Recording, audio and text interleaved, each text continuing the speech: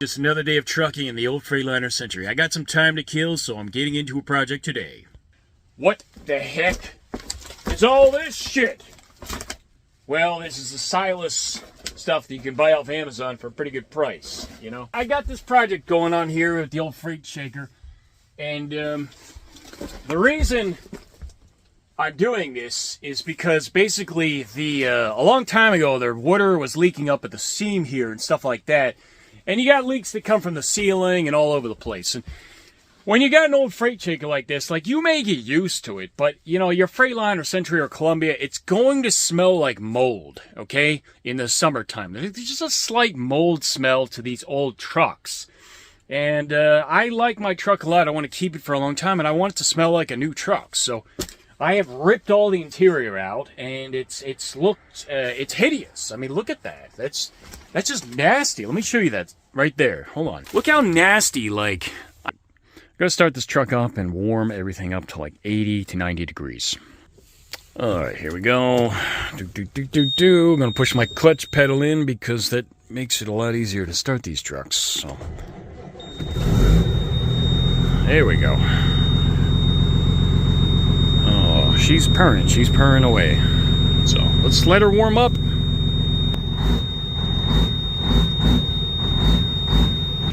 So I'm just going to give her about 20 minutes to warm up and really heat up the inside here and come back and start laying down this insulation.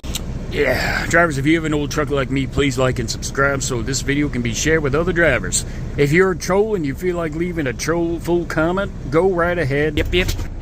This stuff is not going to stick unless your surface is clean. So, like I said, I know this was cleaned recently, and I have taken the dust off it.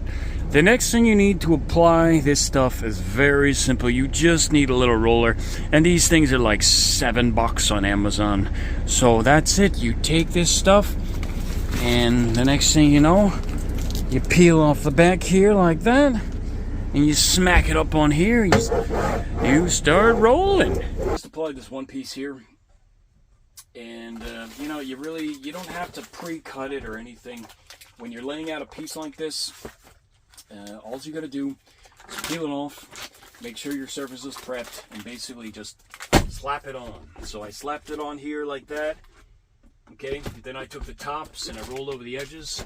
I took the roller and I rolled all around here in this section. Then I was able to see the outline of that, and I took a razor blade and cut around it, and just took the remainder here and overlapped it around the edges to give it a really nice look. Alright, take it, we get our cut, peel it off. That's what the other side looks like right there. Okay, take it. Now we're going to do the top left corner here, so we're going to make sure these, you know, actually for the part like this it might help if it's colder, because the stuff will flex less, but we're going to get her in there. Work it up, wiggle it up there, there we go. To get up to this hard to reach area that I can't really get to with a screwdriver, because the screwdriver is it doesn't flex enough. So preferably I'd say this is like a large butter knife at this point, so it's a machete, and I've taken tape and I've wrapped around the blade here, and now I can get up in here even further and smooth it out and apply the areas that need to be applied up at the top here. So, you know, even if you had something even longer, it would be more flexible and make it a lot easier to do. But you don't have to go out and order all the special equipment to apply this stuff. It's more like, you know, makeshift tools. Use a couple screwdrivers, use your roller, use a razor blade, possibly scissors as well, and just kind of just cut it as you go. And all right, I got another piece here, and I've ripped off the back. Now I'd say, like I said, for pieces like this, this is way too sticky for getting up in here. So if you're gonna do a move like this, you gotta, I'm gonna see if I can pull this off, but I mean, it feels like it's a pain in the butt right now because it's so sticky.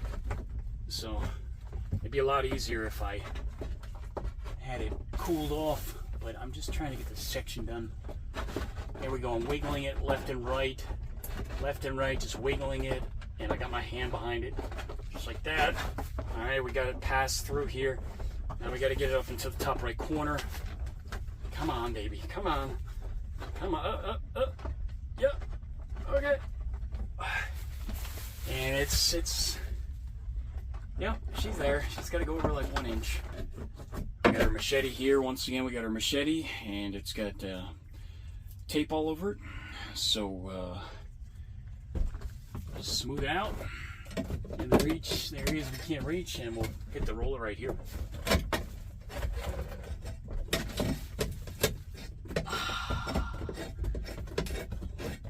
And you know, this seems like a mess. It seems like a mess, but when you're all done and it's all cleaned up, you know, you're gonna feel a lot better. It's very rewarding to work on your own truck and drive it.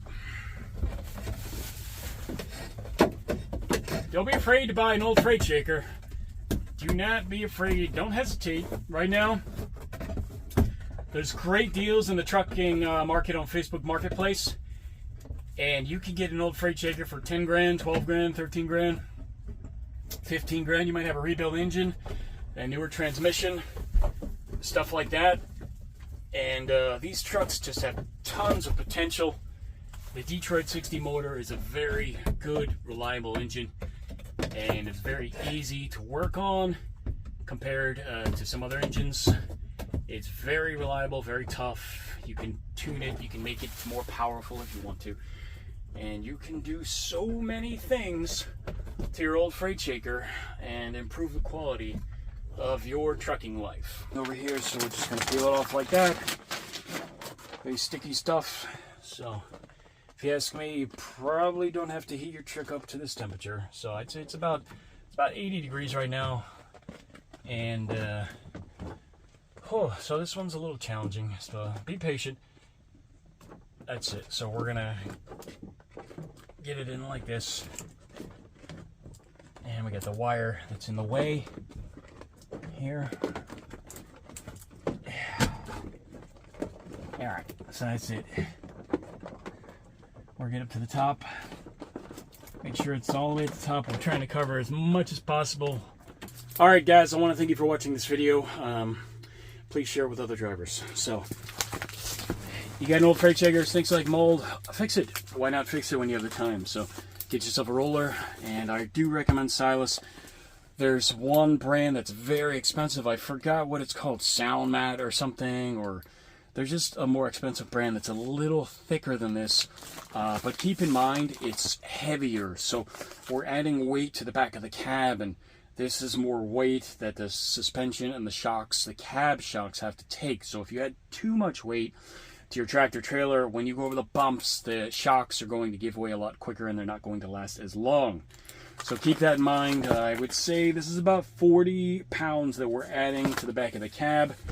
I do have good cab shocks. I think I buy Sachs shocks. They seem to be more stiff than the OEM type, and it helps with the heavier weight. I've also raised the cab airbags a little so it can handle more weight. So keep in mind, if you're gonna do stuff like this to your truck, you're going to add more weight to your truck. And if you do anything in the front of your truck, you're going to put more weight on your steer axle. So when you pick up a heavy load and you go to scale it, you might have too much weight on your steer axle. So keep in mind that if you're going to do your floor with this stuff, you know, up in the front or anything like that, you might not want to use this because you're not trying to put your steer axle overweight unless you want to register for a higher weight or something like that. But if you ask me, that would probably be a nuisance when you go into scale houses and they might pull you in and say, can we see your over axle weight permit all the time? And you'll have to deal with that. So you're probably better off keeping your front axle under 12,000 pounds.